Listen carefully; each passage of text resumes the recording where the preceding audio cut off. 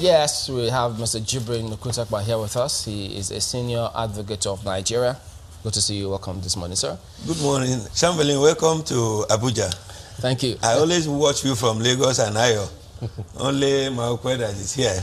So when you are going back, we will try to screen you whether you are indeed a Nigerian. Well, that's part of the screening component, not me screening me, because the circular, the notice that has been out there for a while now is such that, I mean, it was tagged Operation Positive Identification, which is what the army has put out. It's been on for a while in the Northeast, but now they say from the 1st of November, you'll have it nationwide, and so you expect to be stopped on the streets. Part of the notices there highlighted you need to dress responsibly or decently, leave early, so you allow room for movement. It's going to be a combination of security agencies who will be carrying out that responsibility across the country. So to weigh in and look at the legality of what this means, that's why we have Mr. Jibrin Nukutakwa here with us. But what is the position of the law on this kind of operation? First of all, let me say that it does appear to me that government doesn't seem to know what to do when it comes to do what is supposed to be done. And how do I mean? We are Nigerian by birth. And what that means is that every Nigerian of whose parents are indigenous to Nigeria and born in Nigeria are Nigerians.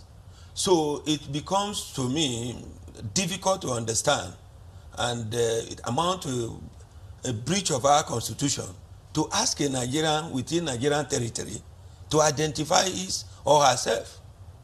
Secondly, when you are asking Nigerians to identify themselves, do we have the means of identification in the forms of national identity card?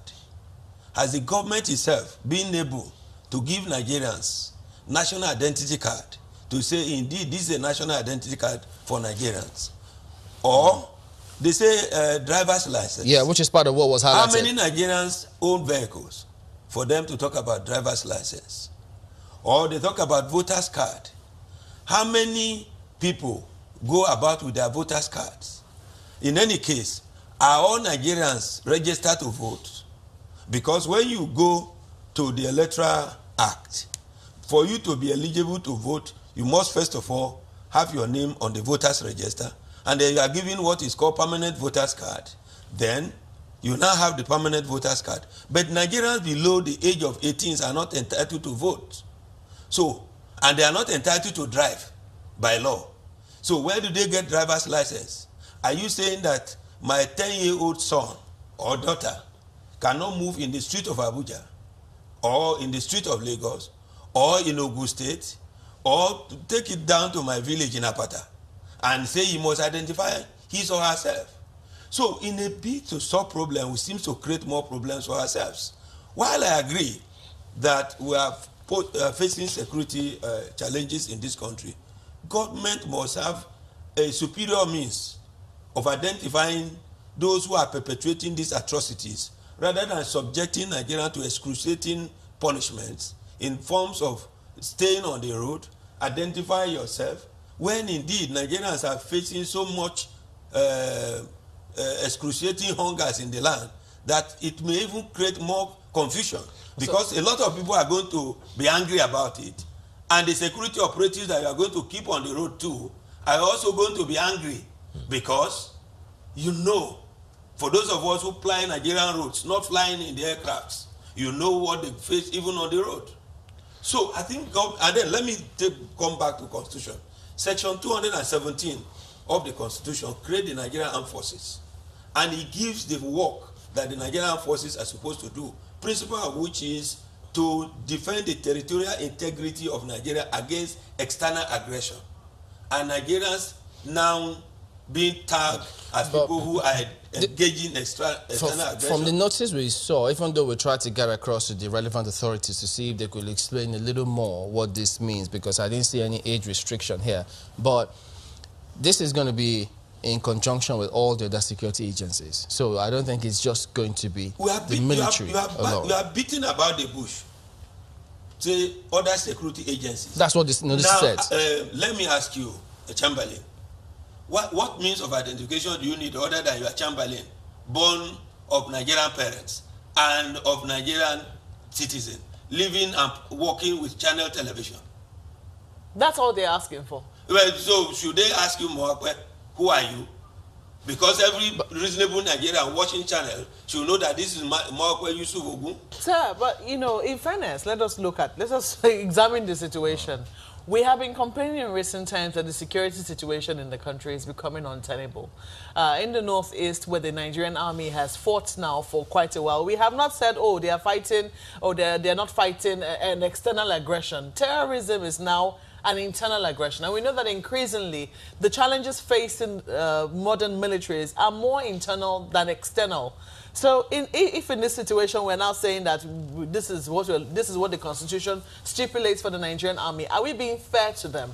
That's on the one hand. On the other hand, they already said that this is already a success.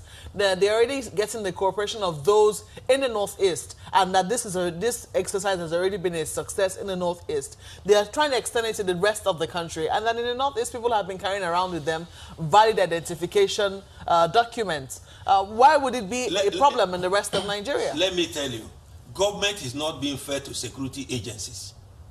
And so, government is covering its deficiencies or inefficiencies in not pursuing security issues in the 21st century compliance. What we are doing is reminiscence of going back to 16th century compliance. Yeah. In the United States of America, for instance, do you see soldiers and army and police, or in UK or in any advanced country, carrying rifle and guns standing on the road? Because security is a serious business that if you are to talk about serious security, you must invest money in that security. And there is one bane that is affecting our security system. It is called corruption. I could agree with you. So, let me answer. Yes. Let me learn. So, must Nigerians be made to bear the brunt of government's inability to embark on scientific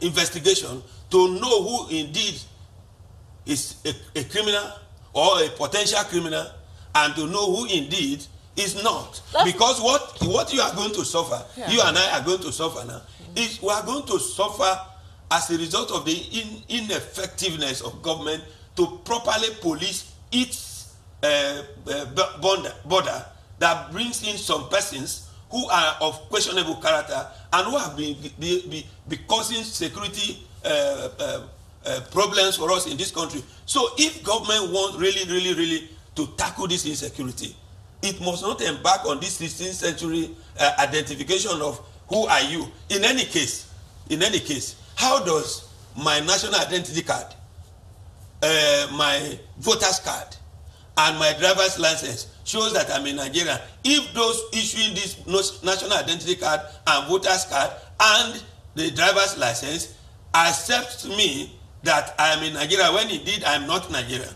Let's explore a little further on that, because Mwakwe asked a question, and I think I'd like you to pay a little more attention to it.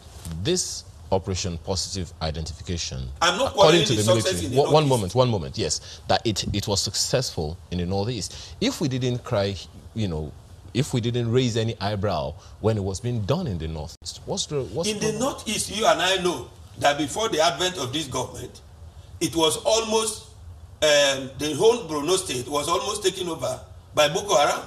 That's just so there is when you are talking about Northeast, the major and the only state that is terribly under that heavy bombardment is Borno, Yobe, and to a larger extent Adamawa. So in that situation can fit perfectly under section 217 of the Constitution, because in that zone of the country there is indeed an insurgent, an emergency that requires an emergency extraordinary situation to nip in the bud those who come to daily bomb Nigerians there. But is there any insurgency, for instance, in Anambra or in Lagos? What we are seeing now, but we don't know if there's some infiltration in those. Why are they extending this? of do we know if there is? Kidnap the use phone to call for ransom, and the government has all the apparatus of NCC, all that telecommunication. You see, okay, let me understand you. Are you saying that this should not be carried out at all, or it shouldn't be carried out in this manner? It should be carried out in a manner that will not subject to Nigerians who are innocent to excruciating experience. Okay, and but we are going to see a lot of traffic jam on the road. Now, I live somewhere because there are two kinds of people in Abuja: those who live in town and those who come to town. I come to town. I don't live in town. Thanks for the information. Now, for those of us who come to town, before you get to your place, you will find out how VIO, road safety, a lot of policemen are stopping people on the road. Where is your vehicle particulars? In most cases, these checks, stop and search, are means of survival. They are not really, strictly speaking, a means of identifying who is indeed is a criminal.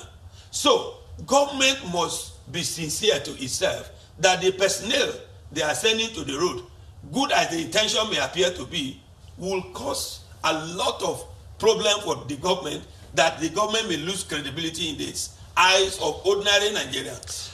And that's my point. Sir, is so this why action, it should be done in a manner that Nigerians will not be subject to this kind of terrible pains. This Operation Positive Identification, is it illegal? I can't say it is legal or not legal, but is it legal? What is Operation Positive Identification? How many times a Nigerian is expected to identify himself? There are two classes of Nigerians. I mean, you have citizen by birth, citizen by naturalization.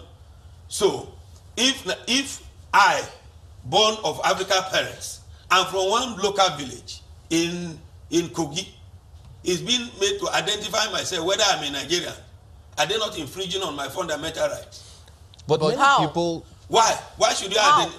When the Constitution already identifying me as a Nigerian? No, but you must have some documents. You can't just, anybody can claim. They can't just take it as the word of mouth that indeed you are born of African parents and you're from a village in Kogi State. Yes. Everybody can claim. Yes. So, at the point that I was issued identity card, if I claim to be a Nigerian, I'm not a Nigerian, has the government succeeded? Can we give our security agencies some credibility? I am not doubting that they have credibility. Yes, I have seen a situation, and this is something I have personally witnessed, where members of the Nigerian Immigration Service were able to successfully sift, just even by physical appearance, from neighbors, villages that are not even too far away from each other, people that are of Nigerian descent and the ones that are of other, nationalities. They were able to tell just by looking. They hadn't even asked them anything. So shouldn't we give our security agencies some credit that indeed they would have some... Fantastic. Yeah. So what that means of identification, which they did, which you witnessed, why wouldn't they employ it more? Rather than say, come with your national ID card. The problem is, I do not imagine that they will stop every single Nigerian on the road, but if they have cause to suspect, will it be illegal for them to say, please sir, can you identify yourself? Now, you have also used a fundamental language, cause to suspect. When you have cause to suspect me of being involved in crime, the Constitution and the law allows you to use reasonable to embark on reasonable suspicion. Are Nigerians, all Nigerians now be reasonably suspected of being involved in crime for you to say all Nigerians now must go on the road on the grounds of what you call positive identification? Because the Constitution says before my fundamental right to movement can be curtailed, there must be a reasonable suspicion that I have involved myself in crime. Yeah, but I mean... So, is there any general presumption of criminality Are we not even... If we're looking at a crate of eggs, let us look at... You brought me to analyze as lawyer, not as a political scientist. Indeed. So let us say that this is a crate of eggs, and we suspect that 5 rotten eggs will be in here. You broke all the eggs. How do you intend to... You broke all the eggs. Is that the only way you can find out that eggs are rotten? Then that takes me to what I say. We must embark on scientific means of identifying those who are living with us, who are not Nigerians, who are also committing crime. Look, don't forget that you and I surrender our rights to government under what we call social contract, for government to protect us. We didn't surrender our rights to government for government to subject us to some pains in the form of enforcing the contract they enter into us, because government will be breaching that right, that contract will enter, when it's now suspecting that, it's now assuming that all of us are wearing the toga of criminality, and then say, come and identify yourself. What if they cite the Terrorism Prevention Act, saying, well, that gives us some leverage to check some who, if we suspect something is going wrong? Even terrorism, under the Terrorism Prevention Act, there's a room for you to suspect, and that suspicion must be reasonable. It is not a suspicion on the whimsical belief of those in power that all Nigerians are thieves. Yeah, well, not. They haven't said that. But look, let me suggest what government needs to do. Yes. In those days, you will see there's a department called CID. They don't carry arms. They don't wear anything. They act in the form of what is called agent provocateur. They go in the places where they know that crimes is a crime-prone area, and send security operatives that are well-trained and well-motivated to go there to do and investigate and find out those who are involved. In fact, in the place where India hemp is being smoked, or those smoking India hemp, these security operatives pretend like them, and you get information from there. What is lacking, and I'm saying it, not that government shouldn't check, but government must embark on scientific investigation. Nigeria is the only country I know where you are arrested before they start investigation. No, in other crime. And that is why you see that you see very fantastic case on the television. When you come to court, there is no evidence to support it. In the case, in the event that it happens that some people find that, security agents took them and, suspected them on, that they have done something or they might do something, and they found that they are innocent, yet they are not, released. What should that citizen do? Look, the reason why we are where we are, and it might shock you to know, is that there are no remedies, there are no immediate sanctions for violations of rights. And that is why everyone in power acts with impunity. The judiciary is overburdened. And when you go to court, for instance... Are you exonerating the judiciary? The judiciary operates in under Nigerian society. And you will not expect the... Look, I'm not exonerating... I'm not 100% exonerating, but if I'm to score Nigerian judiciary in terms of performance, vis-a-vis the two other arms of government, they have 90%. But is that the way it works, comparing them with other forms, other arms of government? I thought, yes, this is a noble profession. That is why they have to do what they have to do without respect or without recourse to other arms of government. Chamberlain, you make me look, you amuse me. I mean, look, you are talking as if you are not in Nigeria, where even where the judiciary will give order, some persons in power and the power that be will not want that order obeyed, and they will dance round about it. And when you want to enforce the judicial pronouncement, you go back to the executive, because you need the police to enforce the judicial power. Yeah, but the judiciary does not have police. The judiciary does not have an army of its own. The judiciary does not have... With due respect to your point, journalists are killed time and again in this country. Yes. But they're still doing their jobs. So do they force the judiciary or the judges to give those ex parte injunctions or orders? They don't compel them to do that, do they? You see, three of you here, Chamberlain, Maokwe, and Ayo, you are journalists of repute, but you also have lawyers of credit and repute. just like you have judges of credit and repute. But in all the where there are 12, you must certainly see Judas. And Judas was the treasurer of Jesus.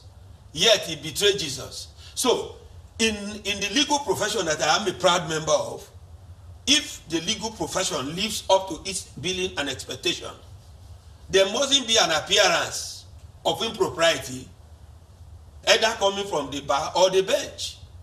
But you see that when a infinitesimal number of us commit something that are not right, you see people carrying gun and dagger, so to speak, figuratively, defending the appearance, the real propriety under the concept of fundamental right. Because Nigeria is the only country where you are accused of wrong, you don't resign, you remain in power. Even an armed robber caught on the road will say, I'm not a thief. And Nigerians will say, so why I seem to agree with you, the point you are raising that government needs to do investigation. Let's not derail from what brought us here. The investigation must have human face. Now, who is policing the police? Who is going to monitor those people who are going to stop Nigerians on the road? In any case, I have my national ID card. I have my driver's license. I have my voter's card. I have my identity card as a lawyer. So who are the people that are vulnerable, in this exercise? The poor, peasant, market men and women, taxi drivers, mechanic, the vulcanizers, all these other persons that are looking for daily survival in the outskirts of Abuja, somewhere in Apo, somewhere in Wumba, somewhere in village in Agege. How can the law protect them? The only way the law can protect them is for government, first and foremost, for government to ensure that those who are going to embark upon this general positive identification, it is GPI they call it, are not going there as a means of economic survival. Because if you stop me on the road and I have identified myself and you are holding my card upside down, you are not allowing me to go. But that's a condition, because we don't know. Because I have traveled on the road, they say, well, I want to see your particulars. Yes, you give your particulars. Can I have this your paper? Just let me demonstrate to you, because Nigerians must. You give a particulars to a police officer or security operator, he's turning it upside down. Not all of them do. I say not all of them, but please, can you? And I'm happy that you said journalists, despite the fact they are being killed. Dele Giwa was the first, and you are still doing your investigative journalism. That doesn't justify. Can you drive on the road and see what goes on the road? And it will amaze you. I'm not saying that government shouldn't do it, but who are the security operators that are to be used in doing it? Do they have the patriotic and commitment to doing it without extortion, without putting Nigeria under pain? If they have all of those, and then the notice also indicated a timeline from 1st of November up until 23rd, and they are asking for our cooperation. So if they cooperate. If they carry that out with human face, would that be okay? If they carry it out with human face, and that will have the potential of eliminating kidnapping, insecurity, insurgents, a farmer herders crash, and Nigeria can now live in peace. And like in those days where I can drive from here to Jos, I will leave by 10 o'clock, and by 2 a.m. I'm in Jos. From there to Bauchi to Gombe.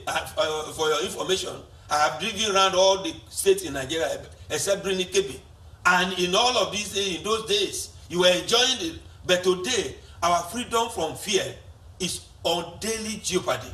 You are going from here to a place like Kefi, for instance, you are afraid. If government will do something with human face, and that fear is going to, and then is going to put to it, I will be in support of it. But if it's going to be done as a means of victimization, as a means of punishing those who deserve no punishment, which is not what they say, that's why they want to do it. But who knows? We'll keep trying to see if we could get them aboard to shed a little more light, not to give out the security details in terms of why this is being carried on. But we'll see. We'll hope that they will respond to us. But must thank you for coming on this morning. Thank you for coming to Abuja. I hope that when you are going, you have your national ID card, so that by the time you are boarding, we'll know somebody where you are from and where Ayo is from. And then Maupe, I know, I will soon go visiting. All right, we'll see what happens. We're back in the moment, everyone. My son will Stay marry with a us. daughter.